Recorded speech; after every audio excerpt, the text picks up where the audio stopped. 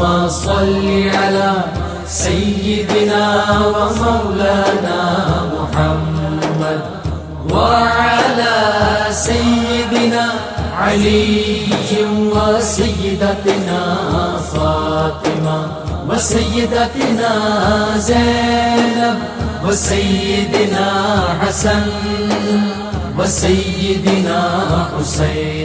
اعوذ باللہ من الشیطان الرجیم. بسم اللہ الرحمن الرحیم.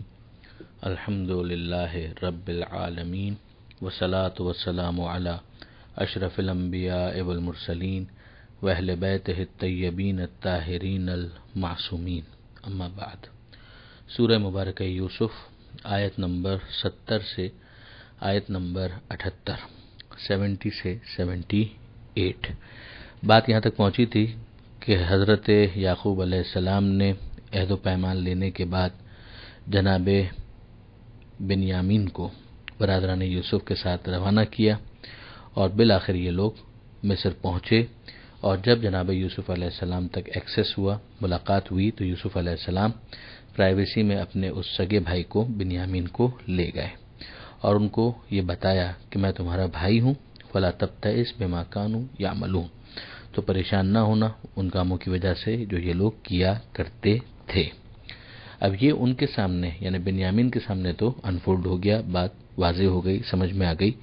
اور ادھر جو برادران یوسف ہیں وہ اس سے واقف نہیں ہیں. جب وہاں سے رخصت کا موقع آیا اور ان کا سامان تیار کرایا گیا تو حضرت یوسف علیہ السلام نے بامر پروردگار حکم خدا سے ایک تدبیر کی. یہ خود حوالہ ابھی آگے آ جائے گا کہ یہ سارا معاملہ پروردگار عالم نے جناب یوسف علیہ السلام کو سکھایا، سمجھایا. فلما جہزہم بجہازہم، تو اس کے بعد جب ان کا سامان تیار کرایا، جعل السقایۃ فی رحل اخیہ، تو پانی پینے کا کٹورا اپنے بھائی کے سامان میں رکھوا دیا. اب ظاہر ہے یہ شاہی کٹورا کوئی معمولی کٹورا نہیں ہو سکتا، جواہرات اس میں جڑے ہوئے ہوں گے، بہت قیمتی ہوگا. تو جب اسے انہوں نے رکھ دیا، ثم اذن مؤذن، اور یہ لوگ روانہ ہو گئے، تو پیچھے سے صدا لگانے والے نے صدا لگائی، اعلان کرنے والے نے اعلان کیا، ایتھا العیر، اے قافلے والوں، انکم لسارقون، یقیناً تم لوگ چور ہو. اب یہاں پر ایک بحث شروع ہو گئی کہ یہ جو کہا گیا کہ تم لوگ چور ہو، تو ان لوگوں نے تو کچھ نہیں چرایا تھا. ان کے تو سامان میں جو کٹورا رکھا گیا تھا، چاہے باذن پروردگار، بامر پروردگار، مگر یہ تو یوسف علیہ السلام کے کہنے پر رکھوایا گیا تھا. تو یہ چور کس طرح سے قرار پائے؟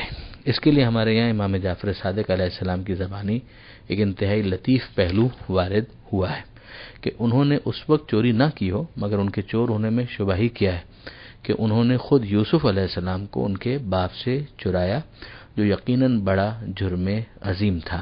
اس طرح یہ جملہ معاذ اللہ جھوٹ نہ تھا جو شان انبیاء کے خلاف ہو، بلکہ اصطلاحاً اسے توریہ کہا جائے گا، جو معنی بیان کی ایک مستقل صنعت ہے اور فصیح کلام کا ایک جوہر ہے.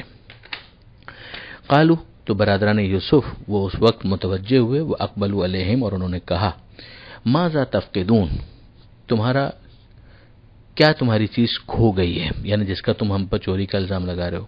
قالو نفقد سواع الملک، جو ملک ہے، بادشاہ ہے، اس کا پینے کا پیالہ وہ گم شدہ ہے، وہ نہیں مل رہا.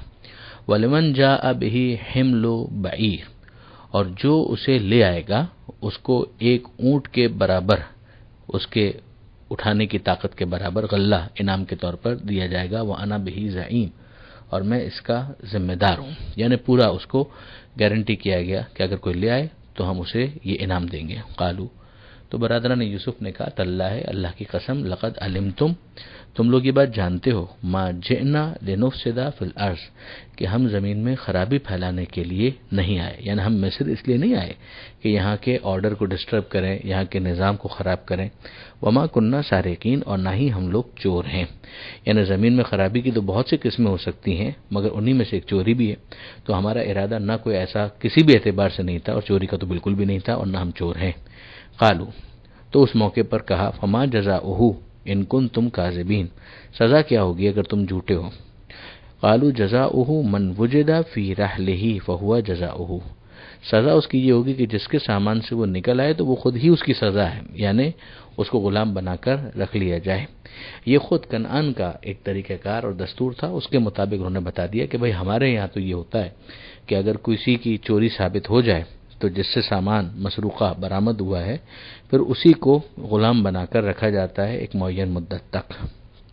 کذالک نجزی الظالمین، اسی طرح سے ہم جو ظالم ہیں ان کو سزا دیتے ہیں، یعنی مجرموں کو سزا دیتے ہیں۔ فبدأ بأوعیتہم قبل وعاء اخیہ، تو اب جو سرچ شروع کی، وہ تلاشی لینا شروع کی، تو اپنے سگے بھائی سے پہلے دوسروں کے سامان کی تلاشی لی۔ ثم استخرجها من وعاء اخیہ، اور پھر آخر میں جو ان کا سگا بھائی تھا بنیامین، اس کے سامان میں سے انہوں نے اسے برآمد کر لیا۔ اب یہ تبصرہ سنیے گا، کذالک کدنا لیوسف، اسی طرح سے ہم نے یوسف کے لیے یہ ترکیب قرار دی، یعنی پروردگار عالم اسے اپنی طرف منسوب کرتا ہے کہ یہ سارا اہتمام ہم نے کیا تھا۔ ما کان لیأخذ اخاہ فی دین الملک، ورنہ یوسف جو بادشاہ کا قانون تھا، یہاں پر دین کا لفظ قانون کے معنی میں استعمال ہوا، یہ خود اپنی جگہ پر غور طلب بات ہے کہ جو بادشاہ کا قانون تھا، بادشاہ کا جو نظام تھا، اس میں وہ اپنے بھائی کو روک نہیں سکتے تھے، الا ان یشاء اللہ، مگر یہ کہ اللہ چاہتا۔ تو یہ جو پروردگار عالم نے اہتمام کیا تھا وہ اسی لیے تھا کہ ان سے پوچھا جائے، وہ خود اپنا نظام، اپنا قانون بتائیں اور پھر اس کے مطابق ان کے بھائی کو روک لیا جائے۔ تو اب اس کے بعد ظاہر ہے کہ یہ کہنا کہ جناب یوسف علیہ السلام کی طرف سے معاذ اللہ کوئی ترک اولا ہو گیا یا کوئی گناہ ہو گیا، یہ بالکل خلاف واقع ہوگا۔ پروردگار عالم نے واضح طور پر اپنی طرف نسبت دی ہے، اصطلاح میں اس کو توریہ کہتے ہیں، جو ہم پہلے ہی ڈسکس کر چکے ہیں۔ نرفع درجات من نشاء، جس کا ہم چاہتے ہیں درجہ بلند کر دیتے ہیں، ظاہر خدا کا چنا حکمت کے بغیر نہیں ہوتا۔ اور پھر ارشاد ہوتا ہے وفوق کل ذی علم علیم، اور ہر علم والے سے اوپر ایک علم والا ہوتا ہے۔ آخری تو ظاہر ہے کہ علیم بذات الصدور، تو وہ پروردگار عالم ہی کی ذات ہے، مگر بہرحال ہر صاحب علم سے اوپر ایک علم والا ہوتا ہے۔ یہ جو پروردگار عالم نے یہاں پر بیان کیا کہ جس کے لیے ہم چاہتے ہیں مرتبوں میں بلندی عطا کرتے ہیں، اس حقیقت کا اظہار ہے کہ حضرت یوسف علیہ السلام نے اپنے بھائی کو اپنے پاس رکھنے کا جو منصوبہ بنایا تھا، یہ اللہ کی ہدایت خاص کا نتیجہ تھا۔ قالو، تو ان لوگوں نے کہا ان یسرق فقد سرق اخ له من قبل، یہ تھوڑا بیزاری کا جملہ ہے کہ برادران یوسف نے اس موقع پر بنیامین کو بھی ایک طرح سے ڈس اون کر دیا اور اس موقع پر تھوڑا سا براعت کا اعلان کیا، اور انہوں نے کہا کہ اگر اس نے چوری کی ہے تو اس کے بھائی نے بھی اس سے پہلے چوری کی تھی۔ اب یہ یوسف علیہ السلام کی طرف نسبت دے رہے ہیں۔ پھر اس میں بحث ہے کہ یوسف علیہ السلام نے کیا چوری کی تھی، تو مفسرین نے بہت ساری باتیں کی، ان میں سے ایک بات یہ بھی ہے کہ ان کی پھوپھی کو یوسف علیہ السلام سے بہت محبت تھی بچپن میں، اور جناب یوسف علیہ السلام کی پھوپھی نے، چونکہ یعقوب علیہ السلام تقاضا کر رہے تھے کہ میرا بیٹا بڑا ہو گیا ہے تو اب مجھے دے دو تاکہ میں اسے پالوں، لیکن پھوپھی چاہتی تھی کہ مزید وہ اپنے پاس رکھیں، تو اس کے لیے انہوں نے یہ کیا تھا کہ ایک پٹکا ان کی کمر سے باندھ دیا، پھر اس کو ڈھونڈنے لگی، لوگوں میں چرچا ہوا، آخر ان کی کمر سے نکلا۔ تو ان کے جو قانون تھا کنعان کا، اس کے مطابق جو یعقوب علیہ السلام نے غالباً مقرر کیا تھا کہ ایک برس مزید پھوپھی کو یوسف علیہ السلام کو رکھنے کا موقع ملا۔ تو وہ جو بھی طریقہ کار رہا ہو اور جو بھی سلسلہ رہا ہو، مگر یوسف علیہ السلام اس میں قطعاً ذمہ دار نہیں تھے، لیکن ان بھائیوں نے اس موقع پر یوسف علیہ السلام کو اتنے برے انداز سے یاد کیا، اور یوسف سامنے ہی کھڑے تھے، فَأَسَرَّ رَهَا يُوسُفُ فِي نَفْسِهِ، تو اسے چھپائے رکھا یوسف نے اپنے دل میں، وَلَمْ يُبْدِهَا لَهُمْ، اور اسے ظاہر نہیں کیا ان کے سامنے۔ تو دل میں انہوں نے کیا کہا، قالا، انہوں نے کہا انتم شر مکانہ، کہ تم منزل کے لحاظ سے بدتر ہو۔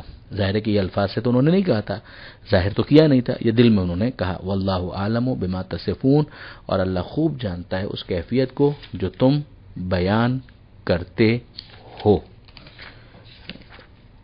اس کے بعد ان کے بھائیوں کو غالباً یہ یاد آیا کہ بھئی ہم نے تو بڑا سخت عہد و پیمان کیا تھا اپنے بابا سے، جناب یعقوب علیہ السلام سے، اور یہاں پر تو بنیامین ہی کو روکا جا رہا ہے، تو ہم یعقوب علیہ السلام کو جواب کیا دیں گے، بابا کو منہ کیا دکھائیں گے۔ قالو، تو انہوں نے کہا یا ایھا العزیز، کہ اے عزیز مصر، ان لہ ابن شیخا کبیرا، اس کے بابا بہت بوڑھے ہیں، یعنی وہ بڑھاپے کا حوالہ دے کر گویا یہ سمجھانا چاہ رہے ہیں کہ بنیامین کی جدائی برداشت نہیں کر پائیں گے۔ فخذ احدنا مکانہ، ہم میں سے کسی کو اس کی جگہ پر رکھ لیجئے. انا نراکا من المحسنین، ہم دیکھ رہے ہیں کہ آپ بہت ہی حسن کردار کے حامل ہیں. یہ انہوں نے ایک اپیل کی، یہ انہوں نے ایک ریکویسٹ کی، جس کو بہرحال یوسف علیہ السلام نے ٹرن ڈاؤن کر دیا. لیکن یہ اگلے صفحے پر آئے گا. 78ویں آیت کے ساتھ یہ صفحہ مکمل ہوا. پروردگار عالم سے دعا ہے قرآن پڑھنے، سمجھنے اور عمل کرنے کی توفیق عطا فرما، اور وارث قرآن امام زمانہ کے ظہور میں تعجیل فرما. وآخر دعوانا ان الحمد للہ رب العالمین، والسلام علیکم ورحمۃ اللہ.